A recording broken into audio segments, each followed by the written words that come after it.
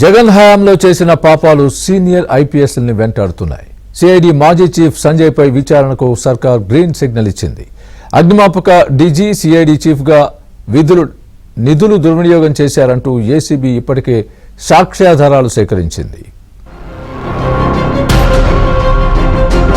Senior IPS అధికారి సంజయ్ పై వచ్చిన ఆరోపణలకు ప్రాథమిక సాక్ష్యాధారాలు ఉండటంతో ఏసీబీ దర్యాప్తుకు ఏపీ ప్రభుత్వం ఆదేశించింది.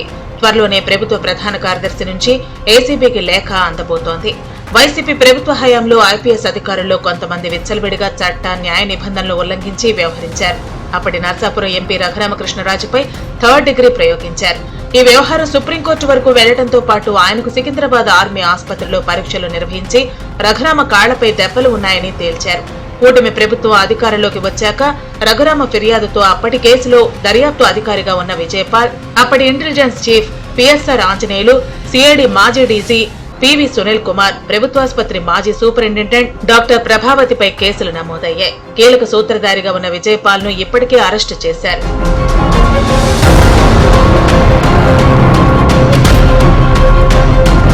ఏపీలో కూటమి ప్రభుత్వం వచ్చాక అగ్నిమాపక శాఖ డీజీగా బదిలీ వేటేసింది.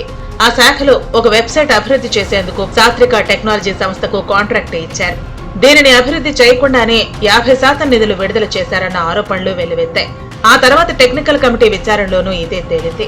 అంతకుముందు సిఐడి డీజీగా ఉన్నప్పుడు రాష్ట్ర వ్యాప్తంగా ఎస్సీ ఎస్టీ వేధింపుల నిరోధక చట్టంపై అవగాహన సదస్సుల కోసం హైదరాబాద్ లోని ఒక సంస్థకు కాంట్రాక్ట్ ఇచ్చారు. ఈ సదస్సులు నిర్వహించకుండానే నిధులు విడుదల చేసినట్లు విజిలెన్స్ ఎన్ఫోర్స్మెంట్ ఎంక్వైరీలో తేలింది.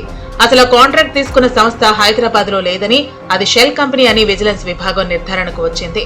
దీనికి సంబంధించిన సాక్ష్యాధారాల్ని ప్రభుత్వానికి అందించింది. దాంతో ఈ కేసుపై ఏసీబీ విచారణ చేయాలని ప్రభుత్వం ఆదేశాలు జారీ చేసింది.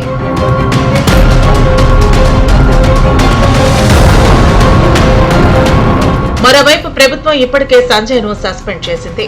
అయితే ఐపీఎస్ అధికారిపై అవినీతి నిరోధక చట్టం కింద విచారణ జరపాలి అంటే ముందుగా ప్రభుత్వ ప్రధాన కార్యదర్శి అనుమతి తీసుకోవాల్సి ఉంది. ఏసీబీ దగ్గరున్న సాక్ష్యాధారాలతో పాటు విజిలెన్స్ ఎన్ఫోర్స్మెంట్ విభాగం నివేదికను కూడా ప్రభుత్వ ప్రధాన కార్యదర్శికి పంపింది. వీటిని పరిశీలించిన సీఎస్ రేపో మాపో విచారణకు అనుమతి ఇవ్వనున్నారు. ఆ వెంటనే ఏసీబీ కేసు నమోదు చేసి దర్యాప్తు ప్రారంభించనుంది.